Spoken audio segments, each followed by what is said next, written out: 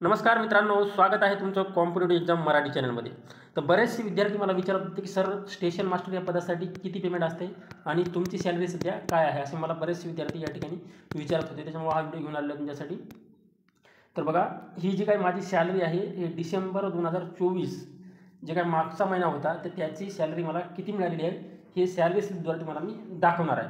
तर बघा, हा व्हिडिओ बनवण्यामागे एक मोटिवेशन व्हिडिओ म्हणून म्हणता येईल. तुम्हाला हे पेमेंट स्लिप बघितल्यानंतर किंवा पेमेंट बघितल्यानंतर तयारी करण्यासाठी उत्साह येईल असं माझं वैयक्तिक मत आहे. त्याच्यामुळे ज्यांना कोणाला तयारी वगैरे करायची त्यांनी व्हिडिओ गॅरंटीनं पहा.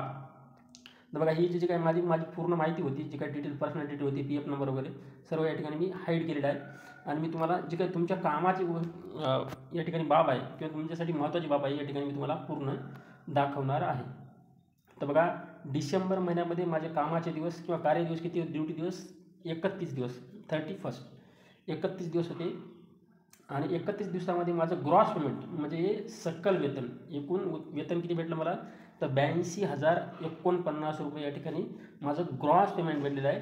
आणि या ग्रॉस पेमेंटमध्ये काही कटोती होत असते, म्हणजे काही कट होत असतात. ते कट झालेले आहे या ठिकाणी 7,605 रुपये या ठिकाणी कट झालेले आहेत. आणि एकूण मला जी काही सॅलरी मिळालेली आहे ही 74,444 रुपये मला या ठिकाणी मागच्या महिन्यामध्ये सॅलरी मिळालेली आहे.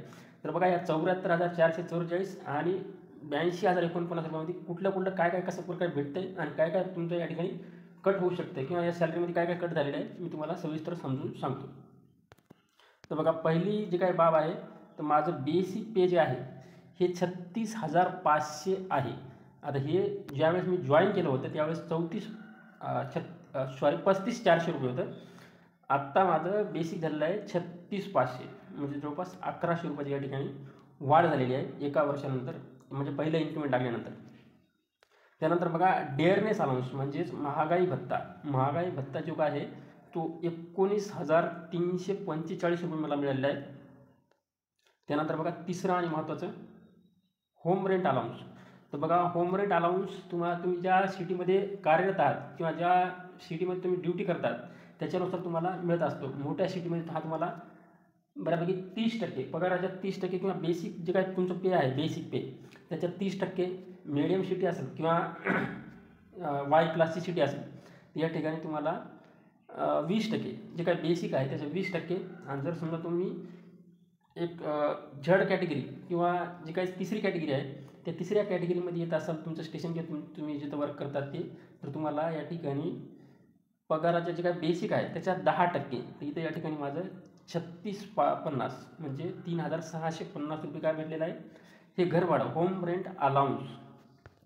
त्यानंतर बघा, तुम्हाला तिसऱ्या प्रकारचा अलाउन्स मिळत असतो ट्रान्सपोर्ट अलाउन्स.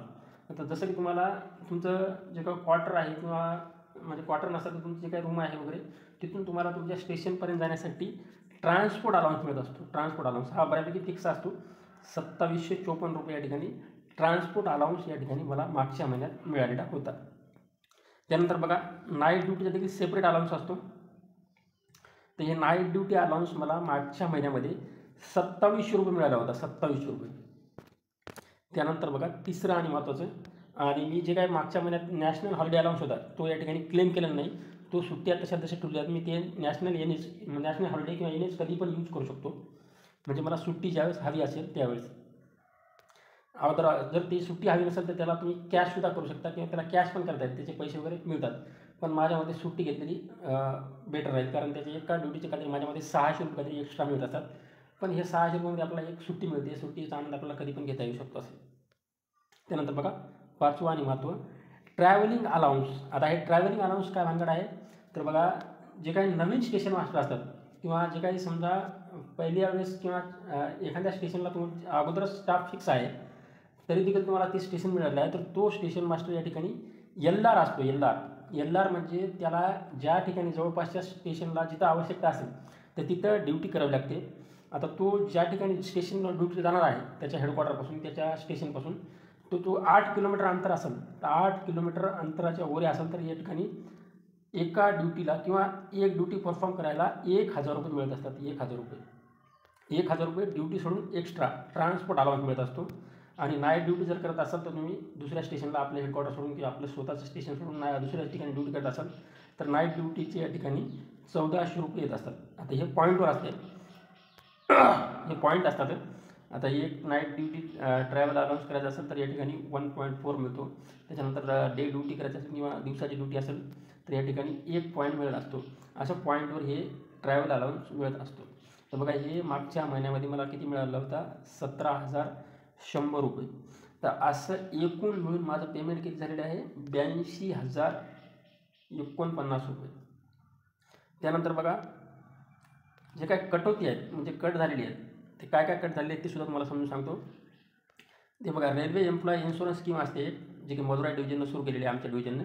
तर तिचे या ठिकाणी दर महिन्याला 30 रुपये कटत असतात. त्यानंतर जी काही पेन्शन स्कीम आहे, न्यू पेन्शन स्कीम, आणि आता UPS पण येणार आहे. UPS वेगळं आहे, NPS वेगळं आहे.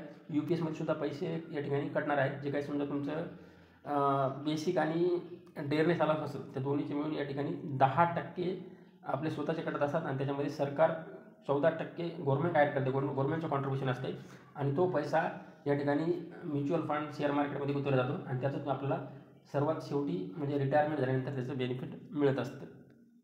त्यानंतर बघा इन्कम टॅक्स देखील या ठिकाणी माझ्या पगारातून कटलेला आहे. तो इन्कम टॅक्स किती कटला होता या ठिकाणी, तर बघा 1890 रुपये इन्कम टॅक्स देखील या ठिकाणी मी भरलेला आहे किंवा माझा कटलेला आहे.